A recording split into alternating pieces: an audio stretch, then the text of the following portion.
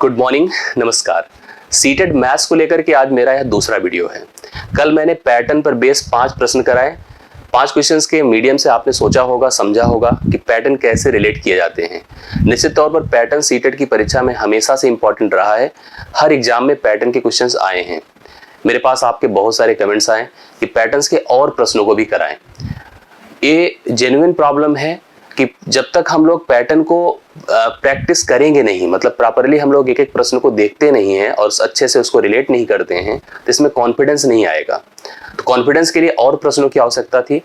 तो आज मैंने कोशिश करी कि मैं ऐसे और भी प्रश्न लूं जो थोड़ा सा कल से डिफरेंट हो और आपको फाइनली पैटर्न का सब कुछ कवर करा दे। तो मेरे पास आज फिर से 5 प्रश्न हैं और यहीं पर मैं पैटर्न को एंड कर दूंगा। नेक्स्ट वीडियो जब मेरी आएगी तो दूसरे किसी ऑथेंटिक टॉपिक को लेकर आएगी, जिस पर भी आपको उसी तरह से वैल्यू करनी है, उसी तरह से आपको रिलेट करना उसको अपने आप से, और वैसे उसको अच्छे से पढ़ना है जैसे कि आप पैटर्न पढ़ रहे हैं। पैटर्न में आज जो प्रश्न आप देखोगे तो आपको उसी तरह के मैथमेटिकल नेचर्स, उसी तरह की कॉम्प्लेक्सिटीज, टर्म्स और नंबर्स के डिफरेंट होने की सिचुएशंस, ये सब कुछ एज इट इज दिखेगा। क्योंकि ये डिफरेंट पैटर्न्स होते हैं तो इनको हम अलग अलग तरीके से पढ़ें, हर क्वेश्चंस पे अपना फोकस और कमांड बनाएं, तभी जाकर के हमें कॉन्फिडेंस आएगा। तो आज का पहला प्रश्न आप लोग नोटिस करके देखिए। 1 गुणे 1 बराबर 1 दिया है, 11 गुणे 11 बराबर 121 दिया है, 111 गुणे 111 बराबर 1 2 3 2 1 दिया है, 11111 गुणे 11111 का मान हमसे पूछा गया है। यह बेसिकली स्क्वायर रिलेट करता है। जैसे अगर आप इसको सोचेंगे तो आपको समझ में आएगा। मैंने वैसे भी कई बार इस चीज को डिस्कस किया है कि अगर हम स्क्वायर का एक कॉन्सेप्ट समझ लें, इससे हम आपको स्क्वायर का भी कॉन्सेप्ट समझाते हैं, पैटर्न तो आप लोग इससे सीख ही पाएंगे। कभी जैसे मैं कहूं कि 1 का स्क्वायर करना है तो आप बताओ 1 है। अगर मैं कहूं 11 का स्क्वायर करना है तो कोई दिक्कत नहीं है, क्योंकि 1 1 है ना। तो आपको इसी नंबर को 1 को रिपीट करके बढ़ना है, काउंटिंग करनी है। कहां तक? 1 2, उसके बाद रिटर्न होना है 1। देखिए, और जनरली आप जानते हैं कि 11 का स्क्वायर 121 होता है। 111 होता तो क्या होता? आप देख रहे हैं यहाँ पर 3 टर्म्स हैं, 1 1 1 3 टाइम्स है, तो आप लिखो 1 2 3, अब रिटर्न होइए 2 1। अब अगर मैं कह दूं 1 1 1 1, मतलब 1111 का स्क्वायर अगर आपको करना हो तो आप लिखो, देखो 4 नंबर्स हैं, 4 1s हैं, तो 1 2 3 4 3 2 1। ऐसे अगर 5 बार यहाँ पर है तो आपको क्या करना है? 1 2 3 4 5 4 3 2 1, इस तरह से बनाते हैं। ऐसे जितने टर्म्स यहाँ पर, जितने नंबर्स एज अ 1 आपके पास अवेलेबल है, उसका आपको स्क्वायर करना है। तो आप पहली बार 1 से काउंट करते हुए जितनी काउंटिंग है वहां तक लिखिए, फिर रिवर्स ऑर्डर में आपको नंबर्स को 1 तक फिर पहुंचाना है। अब जैसे यहाँ पर भी सेम पैटर्न था। देखो, अब स्क्वायर का मतलब मल्टीप्लिकेशन, उसी संख्या को उसी से मल्टीप्लाई करें। तो 1 का 1 से मल्टीप्लिकेशन करें, 1 आया। फिर 11 का 11 से मल्टीप्लिकेशन किया, 121 आया। एकदम सेम वही है, 111 का प्रकार से स्क्वायर ही तो हो रहा है। 1 2 3 2 1 हुआ। अब यहाँ पर आप देखो तो आपके पास एक प्रकार की ऐसी सिचुएशन है कि 1 1 1 1 इंटू 1 1 1 1 1, सेम कॉन्सेप्ट है। 1 2 3 4, कितने टोटल है? 5 5, फिर 4 3 2 1, यही आपका आंसर हो जाएगा। 1 2 3 4 5, 4 3 2 1, 1 2 3 4 5। यहाँ पर थोड़ा सा चेक कर लेना अच्छे से, ये नहीं हो सकता है। 1 2 3 4 5, ये भी गलत है। 1 2 3 4 5, ये भी गलत है। 1 2 3 4 5 4 3 2 1, that is the D option. इस क्वेश्चन के लिए राइट सोल्यूशन आपका डी ऑप्शन होगा। ऐसे क्वेश्चंस आपको हमेशा दिखेंगे। आपको स्क्वायरिंग का कॉन्सेप्ट भी समझ में आया होगा और पैटर्न का अप्रोच भी क्लियर हुआ होगा कि आपको ऐसा क्वेश्चंस मिलेगा तो आप एग्जाम में अच्छे से उसका सोल्यूशन करके आएंगे। नेक्स्ट क्वेश्चन आप लोग देखिए, सेकंड पैटर्न को अच्छे से रीड करिए कि इसमें क्या कहना चाहता है और इसको हम कैसे हल कर पाएंगे। लिखा है 9 - 1 divide by 8 is equal to 1। अच्छा देखो एक चीज को, जैसे हम ये जानते हैं कि 9 में से 1 घटाते हैं तो 8 आता है, और 8 को 8 से भाग करेंगे तो 1 आएगा। मैं इसमें तो चलो श्योरिटी है कि जो कैलकुलेशंस करोगे एग्जैक्टली उतने के बराबर टर्म्स आ रहे हैं, बट ऐसा कोई कंपलसरी नहीं होता है कि आपको एग्जैक्टली इतने ही बराबर आए, कैलकुलेशंस पे भी उतने की इक्वल आए। हो सकता है पैटर्न की तरह ही दिया हो, कुछ भी दिया हो, तो आप उसको उसकी तरह से कैलकुलेशन पर मत जाइए, जैसे दिया उसको एज इट इज फील करिए और जो आपसे क्वेश्चंस पूछा हो उसी का आंसर आप लोग करिए। अब यहाँ पर आप देख रहे हैं कि 9 है -1 divide by 8 is equal to 1 है। दूसरे में देखिए 9 8 है, -2 है। अब देखो कैसे काउंटिंग चल रही है। पहले 9 था, उसमें 1 घटा, ध्यान से देखिएगा, भाग हुआ 8 से, डिवाइड बाई 1। एक चीज मैं देख रहा हूँ, सबका भाग 8 से हो रहा है, लेकिन बाकियों में चेंज कैसे आ रहा है? 9 है, फिर सामने 8 आया, 98 हुआ, लेकिन 1 के प्लेस पे 2 हुआ, डिवाइड बाई 8 है, तो यहाँ पर आंसर 12 आया। ठीक है, फिर देखिए 9 है, 8 है, फिर 7 है, देख रहे हैं ना यहाँ पर, -1 है, 2 है, 3 है, डिवाइड बाई अगेन 8 है, तो आपका आंसर हो गया कितना, 1 2 3 हो गया। फिर आगे देखिए पैटर्न, 9 है, 8 है, 7 है, 6 है, देख रहे हैं ना यहाँ पर, -1 है, 2 है, 3 है, 4 है, डिवाइड बाई कितना है, 8 है, एज इट इज, आंसर हो गया होगा 1 2 3 4।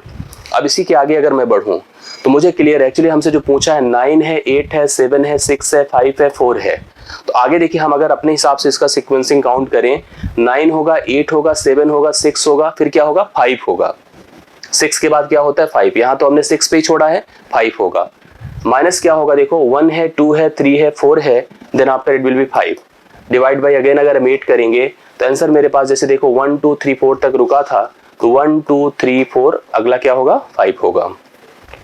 फिर वही नंबर मिल जाएगा, वही पैटर्न मिल जाएगा जिसकी आपको रिक्वायरमेंट्स एक्चुअली है, क्योंकि अब देखो क्या होगा, 9 8 7 6 5, अब 5 के बाद क्या आएगा, 4, माइनस क्या होगा बोलिए, 1 2 3 4 5, देन आफ्टर 6, अच्छा 8 से ही भाग करना है, निश्चित तौर पे आंसर आपका 1 2 3 4 5 एंड 6। समझ गए मेरी बातों को, ऑप्शन देख कर लीजिए, ए हो नहीं पाएगा, 1 2 3 4 5 6 बी द राइट सोल्यूशन, 1 2 3 4 5 6। तो अच्छे से अगर हम पैटर्न पढ़ेंगे तो हमें प्रॉब्लम नहीं होगी, ऐसे प्रश्न हम इजीली कर लेंगे। ये हो गया आपका सेकंड क्वेश्चन। थर्ड देखिएगा, इसमें भी आपके सामने देखिए एक कंडीशंस रखी हुई है, एक सिंबल बना दिया है कि 4, this is symbol, A mathematical operators में, बाइनरी ऑपरेटर्स में कई जगहों पे अप्लाई किया जाता है, इसके अकॉर्डिंग कुछ चीजें एक्सप्लेन की जाती है, जैसे यहाँ पे एक्सप्लेन किया 4 5 6, 4 5 6, मतलब यहाँ पर देखो 4 है, this operator and applying with 3, मतलब उसके साथ 3 लगा है, तो आपको 3 टर्म्स जोड़ने को कहे हैं, 4 5 6, मतलब 4 अपने आगे के नंबर्स को जोड़ेगा 3 बार। अगला देखिए 5 और उसी ऑपरेटर के साथ अगर हमने 4 लिखा है, अब आपको दिख रहा होगा 5 है, 6 है, 7 है, 8, अब इसको अभी रिलेट करेंगे तो आपको समझ में आएगा कि कह क्या रहा है और चाहता क्या है। इसी प्रकार से जैसे यहाँ पर 6 है और दिस ऑपरेटर अगेन आपके पास 4 है, अगर आपके पास 4 ही है तो देखो यहाँ से समझ में आएगी चीजें, 6 होगा, 7 होगा, 8 होगा एंड 9 होगा।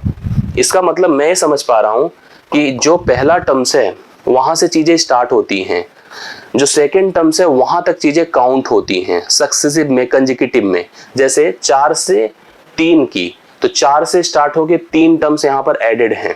ऐसे यहाँ पर 5 है और यहाँ 4 है, तो 5 से स्टार्ट होके 4 टर्म्स यहाँ पर एडेड है, 4 टर्म्स एडेड हैं। ऐसे यहाँ पर 6 से स्टार्ट होके 4 तक, तो 4 टर्म्स यहाँ पर एडेड हैं।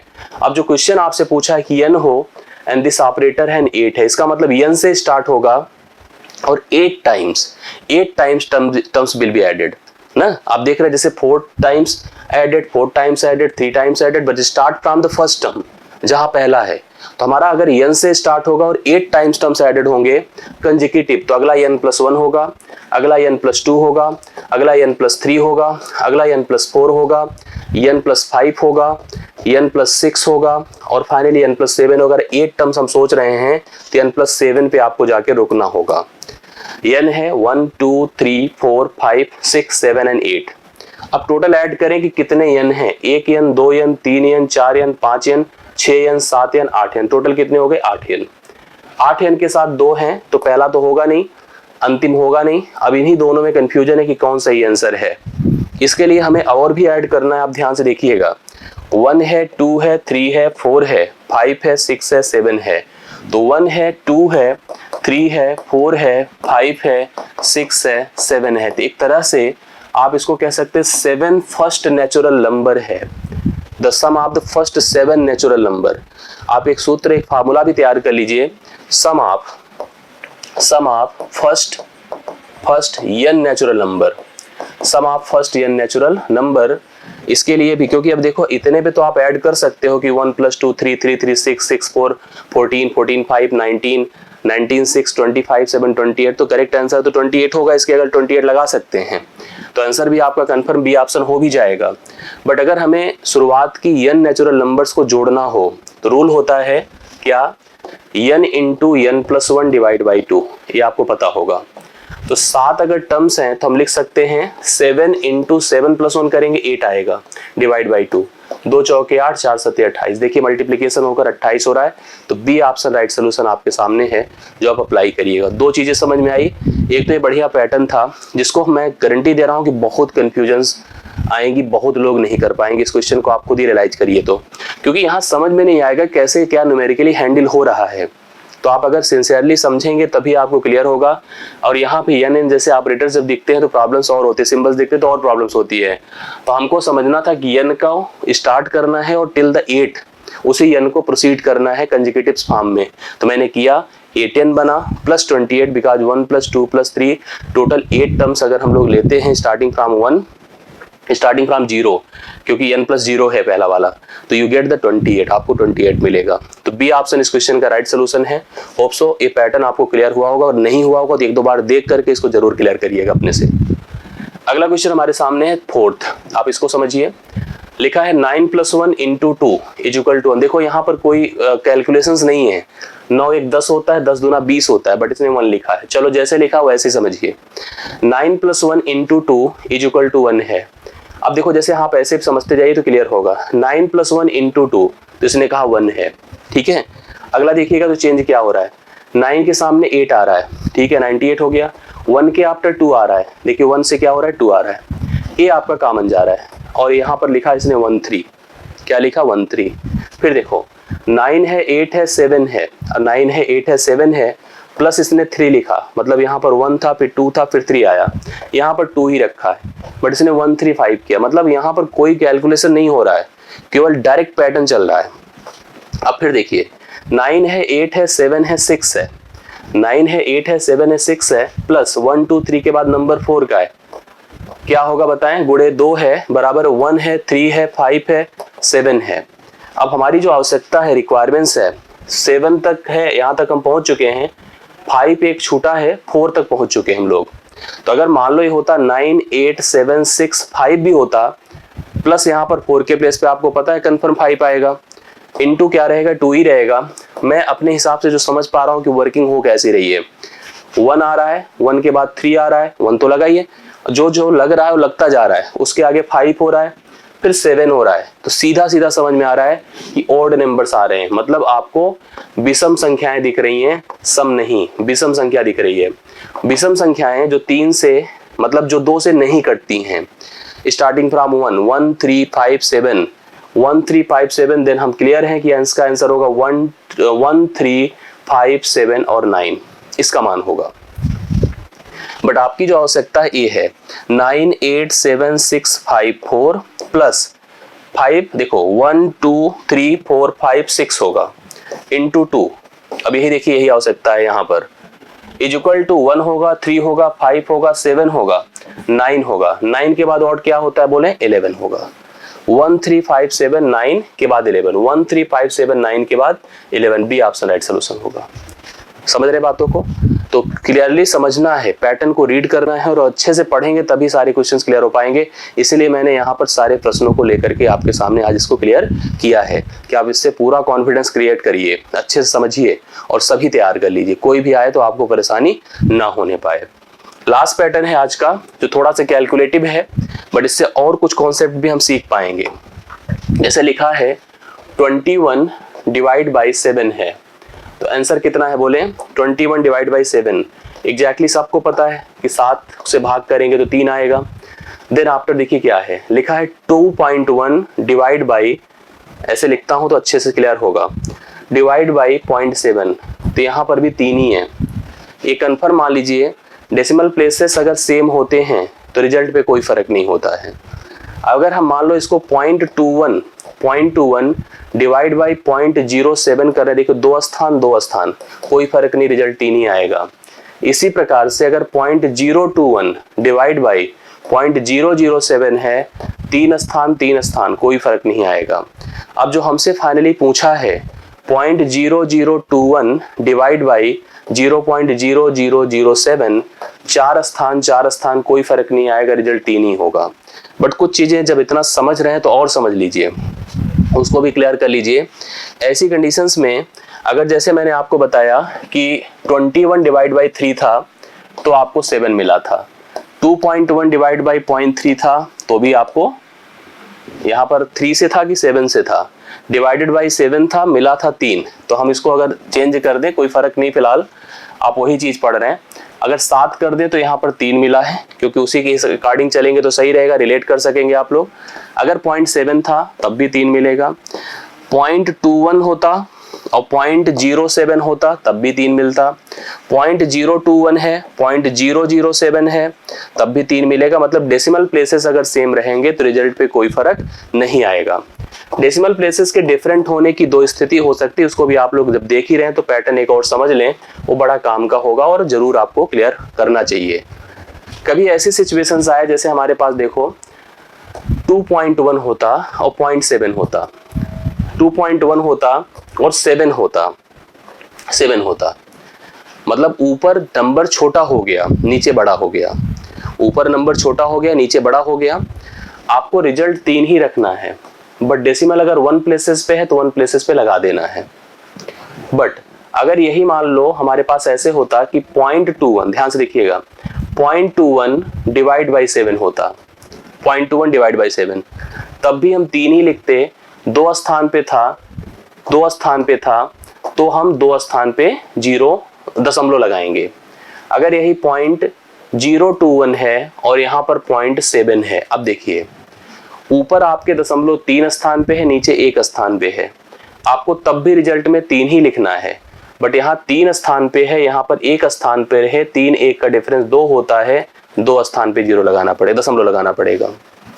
0.000021 है और 0.00007 है, तब भी 3 ही आएगा।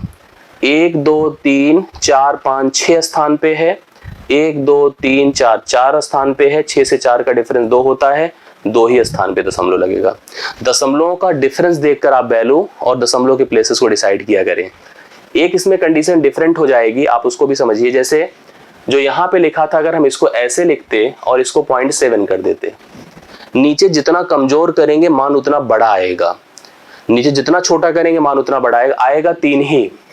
अब नीचे वाला बहुत ही छोटा हो गया दशमलव की यूज से, अब ऐसी कंडीशन में 3 ही आएगा, दशमलव 1 स्थान पे है तो 1 0 बढ़ा दीजिए, 30 आंसर आएगा इसका। यही अगर 21/0.07 होता तब भी 3 ही आता, 2 0 बढ़ा देते।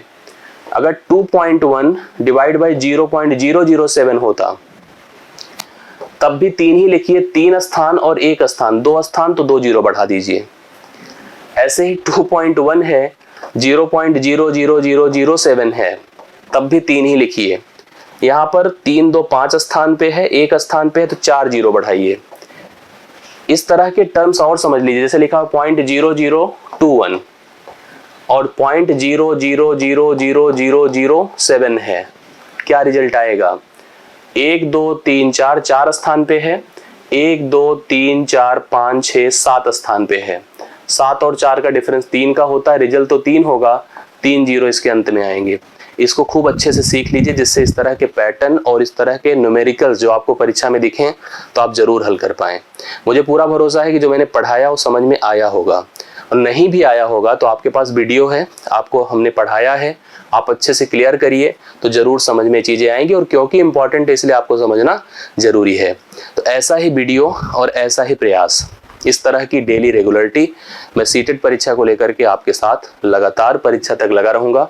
आप निश्चित तौर पर इसका बेनिफिट उठाइए, अपने को प्रिपेयर करिए, और सबसे इंपॉर्टेंट कि अगर अच्छा लगे तो वीडियो को लाइक करें और शेयर करें, लोगों की रीच तक पहुंचाएं। ये आपकी जिम्मेदारी होनी चाहिए। जितना बड़ा आप इस सिस्टम को बनाएंगे उतनी ही ज्यादा इफर्ट मेरी तरफ से आपको दिखेगा। कहते हैं कि जो है हम जैसे जिस तरह से करते हैं अगला उसी तरह से अगले हमारे लिए भी बिहेव करता है। ऐसी तो यही एक सिस्टम है, यही एक नेचर है, और नेचर जैसे बिहेव करेगी उसी तरह से हमारा रिस्पॉन्स भी रहता है। तो हम चाहते हैं कि आप सभी लोग सिंसियरली पढ़ें, लोगों की रीच तक वीडियो को ले जाएं, इसको लाइक करें, शेयर करें, और ऐसी ही डेली वीडियो के लिए हमसे कनेक्टेड रहें, परीक्षा के लिए अपने आप को प्रिपेयर करें। आज की वीडियो मेरी तरफ से इतना ही रहेगा। अपने सुझाव, फीडबैक, अपनी बातें, अपनी डिमांड, अपनी रिक्वायरमेंट्स, और अच्छा लगे तो उसके बारे में कुछ 1-2 शब्द आप जरूर लिखिए, जिससे कि हम मोटिवेट हों और उसके आगे भी आपके लिए प्रयास कर सकें। तो आज के लिए इतना ही। Thank you so much.